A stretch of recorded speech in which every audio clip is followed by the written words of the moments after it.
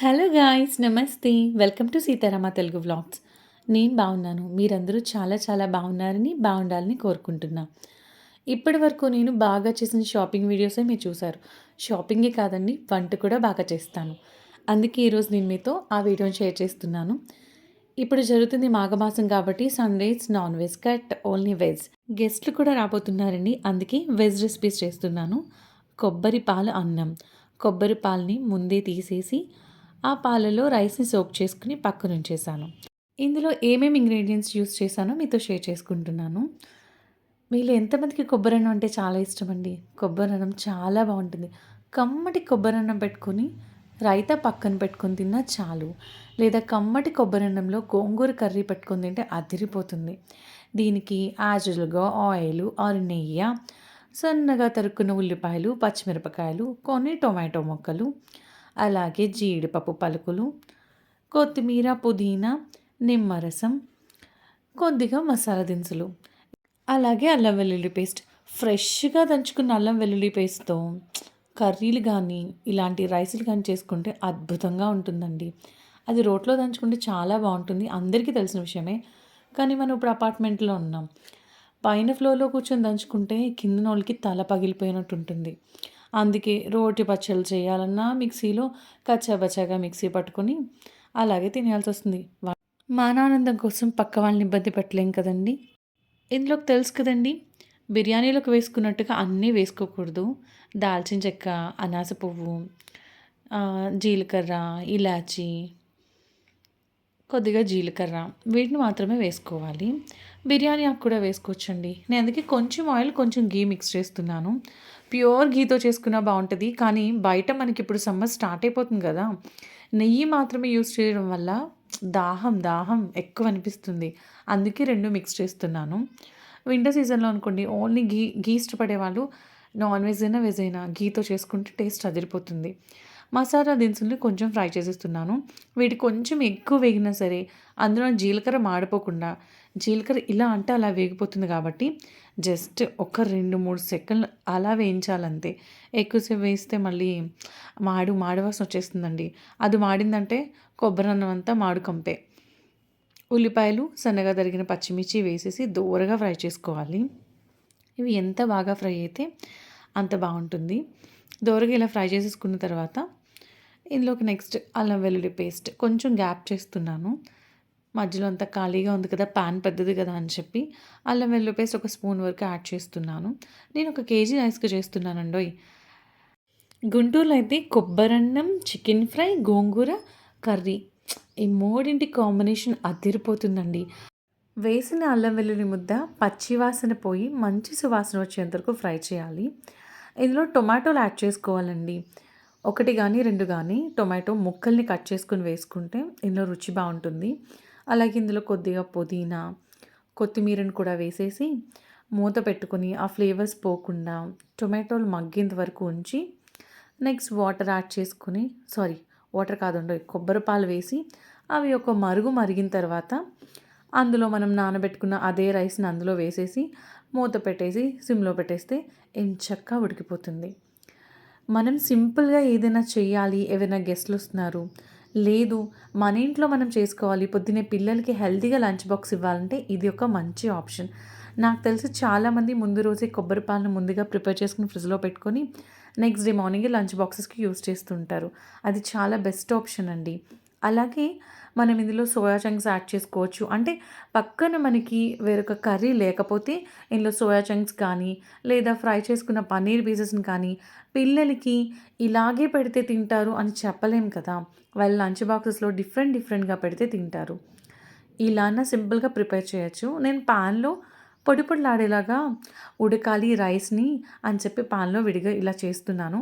కుక్కర్‌లో పెట్టుకొని ఒక్క విజిలేస్తే బాస్మతి రైస్ అయితే ఒక్క విజిల్‌తో అయిపోతుంది. నార్మల్ మనం సన్నటి గిద్దె మసు రోజు డైలీ యూజ్ చేస్తారు. అవైతే ఒక 2 విజిల్స్. నేను ఇంట్లో సింగిల్ పాలిష్డ్ రైసు ఒక్కొక్కసారి దంపుడు బియ్యం వాడతాను. అవైతే 3 విజిల్స్ రానివ్వాలండి. 3 విజిల్స్ అయితే మంచిగా ఉడుకుతుంది. రుచి కూడా బావుంటుంది. మనము సింగిల్ పాలిష్డ్ రైస్‌లకి తెల్లగా ఉన్న వాటికి అలవాటు పడిపోవడం వల్ల వాటిలోకి మారడానికి టైం పడుతుంది. మేము ఇంచుమించుగా 5, 6 ఇయర్స్ నుంచి సింగిల్ పాలిష్ రైస్ వాడుతున్నాము. అలాగే దంపుడు బియ్యం. కొన్ని రోజులు ఇది వండుతాను, కొన్ని రోజులు అది వండుతాను. బావుంటుందండి. కానీ దంపుడు బియ్యం అయితే గుప్పెడన్నా సరిపోతుంది. దంపుడు బియ్యం, రాగి ముద్ద, కొర్రలు, జొన్నలు, కీన్వా వీటికైతే కొద్దిగా పెట్టుకొని రసం, సాంబార్, పప్పు బావుంటాయి. వీటిలోకి ఫ్రైలు కలుపుకొని తినడం కొంచెం కష్టం. వాటిని పులావ్‌లాగా ప్రిపేర్ చేసుకుంటే బావుంటుంది. నెక్స్ట్ నేను దీంతో పాటు కర్రీని కూడా ప్రిపేర్ చేస్తున్నాను. స్టార్టింగ్‌లో మీకు మష్రూమ్స్ చూపించాను కదా! మష్రూమ్స్ కర్రీని ప్రిపేర్ చేస్తున్నాను. మష్రూమ్స్ కర్రీ, అలాగే జీడిపప్పు, టమాటా. నాన్ స్టిక్ పాన్స్ అన్నింటిని వదిలేసానండి నేను. బట్ దీన్ని తప్ప. మా ఇంట్లో నాన్ స్టిక్ పాన్స్, కడాయిలు అన్నీ తీసేసాను. నాన్ స్టిక్ అంత హెల్తీ కాదని. కానీ ఇది మాత్రం బిర్యానీ పాట్ అండి. చాలా బావుంటుంది. ఇందులో నాన్ వెజ్, వెజ్ కుక్ చేసిన యాక్చువల్లీ వెజ్ కుక్ చేసిన వాటిల్లో వెజ్‌కి సెపరేట్ వెజిల్స్, నాన్ వెజ్‌కి సెపరేట్ వెజిల్స్ నేను వాడుకుంటూ ఉంటాను. మట్టి పాత్రలో అయితే ఇంత మంచి టేస్ట్ వస్తుందో, నాకెందుకో ఈ పాట్ అంటే కనెక్షన్. చాలా బావుంటుంది. ఈ పాట్‌ని మాత్రం తీసేయలేకపోతున్నాను. దీన్ని ఒక్కదాన్నే ప్రెజెంట్ మెయింటైన్ చేస్తున్నానండి. ఇంట్లో ఉన్నవన్నీ నాన్ స్టిక్ ప్యాన్లు, నాన్ స్టిక్ కడాయిలు అన్నీ తీసేసాను. తీసి ఒక 2, 3 ఇయర్స్ అవుతుంది. ఇలాగా ఒక పొంగొచ్చిన తర్వాత నిమ్మకాయ బద్దని ఇలా పిండితే రైస్ మంచిగా పొడి-పొడిలాడుతుందండి. బిర్యానీకైనా, పులావ్‌కైనా ఏం చేసినా సరే ఇలా చేస్తే మంచి పొడి-పొడిలాడుతూ బావుంటుందన్నమాట. ఈ టైంలో మనం రైస్ యాడ్ చేసుకోవడమే. చిటికెడంత పసుపు కూడా యాడ్ చేశానండి. అందుకే కలర్ వచ్చింది అలాగా. చిటికెడంత, ఎక్కువ కాదు.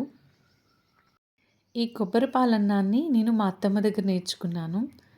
తను చేత్తో వండితే ఇంకా చాలా చాలా బావుంటుంది. తను ఇప్పుడు లేరు.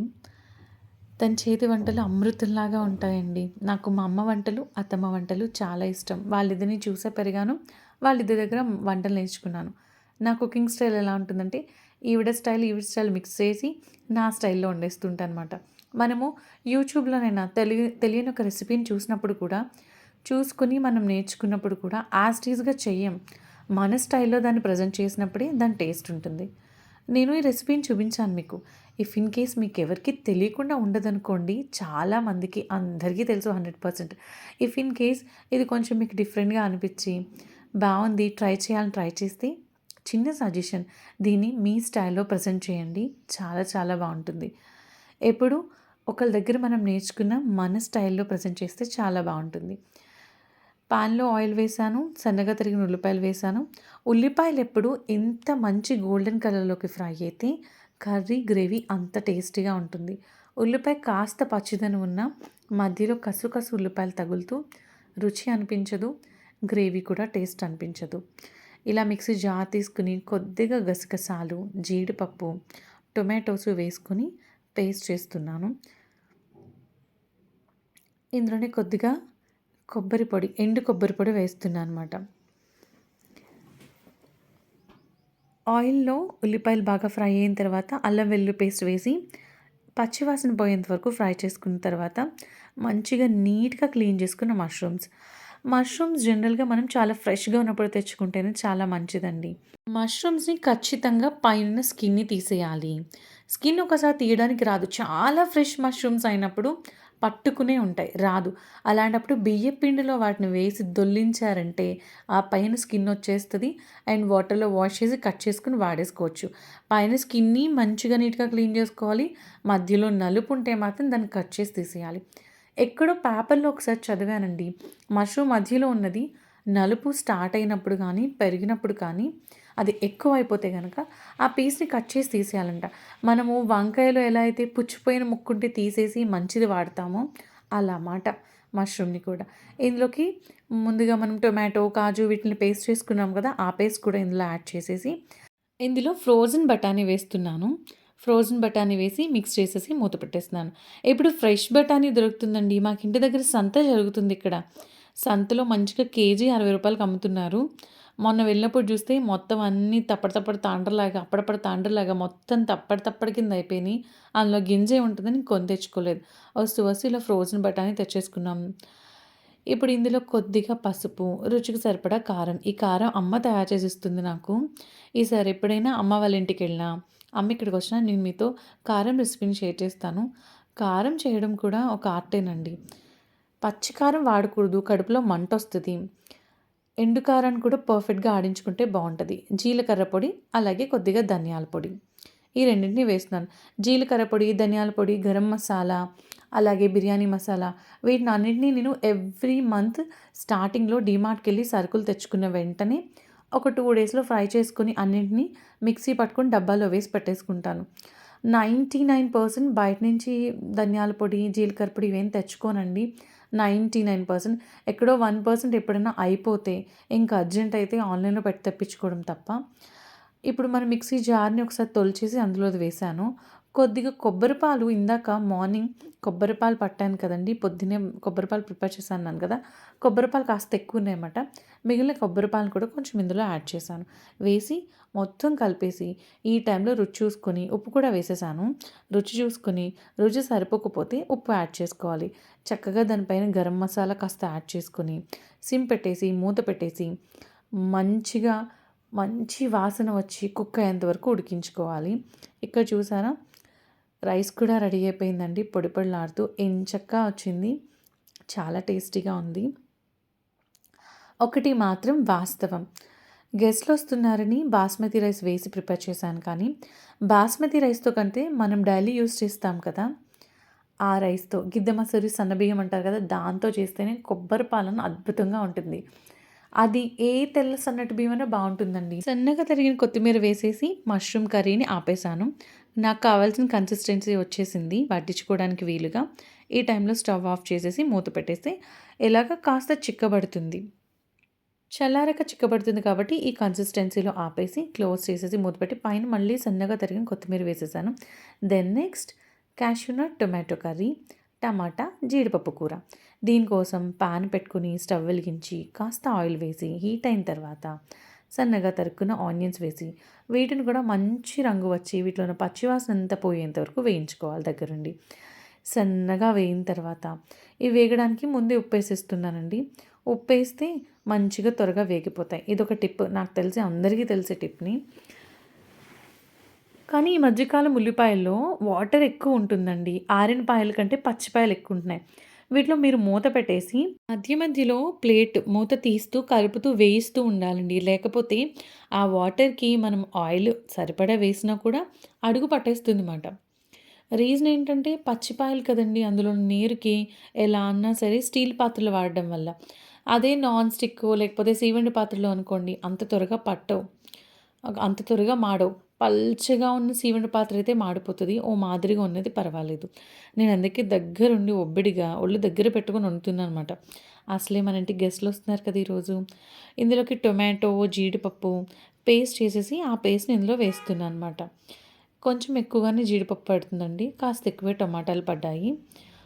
కాస్త ఎక్కువ అంటే కొద్దిగా కూరని బట్టి అండి. ఒక 5, 6 జీడిపప్పు అనుకోండి. ఒక టమాటా సరిపోతుందన్నమాట అలా. వీటి వేసేసి ఈ టొమాటోలో ఉన్న పచ్చివాసన కూడా ఫ్రై అయ్యేంత వరకు ఫ్రై చేసుకుంటున్నాను. అల్లం వెల్లుల్లి కూడా వేసి అందులో ఉన్న పచ్చివాసన కూడా పోయేంత వరకు వేయించేసుకోవాలన్నమాట. ఈ లోపల ఇంట్లో అంబలి దస్తా ఉంటుంది కదండీ! చిన్న రోలుని దంచుకునేది ఉంటాయి కదా! అందులో కాస్త మిరియాలు, కొద్దిగా లవంగాలు అంటే ఒక 3, 4, 5 ఎక్కువ వద్దులేండి. నేనైతే కొంచెం ఎక్కువ కర్రీ చేశాను కాబట్టి ఎక్కువ వేశాను. మీరు టేస్ట్‌కి తగ్గట్టుగా కొంచెం షాహీ జీరా కూడా వేసి బాగా దంచుకోవాలి.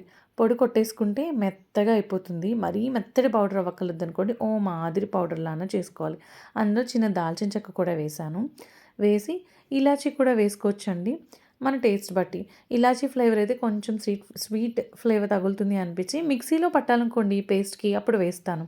ఇలా దంచుకున్న పౌడర్‌ని పాన్‌లో కొంచెం ఒక స్పూన్ అంత ఆయిల్ వేసి కాష్యూస్‌ని దోరగా వేస్తున్నానండి. ఈ వేయిస్తున్న దాంట్లో ఈ పొడిని వేసేసానమాట.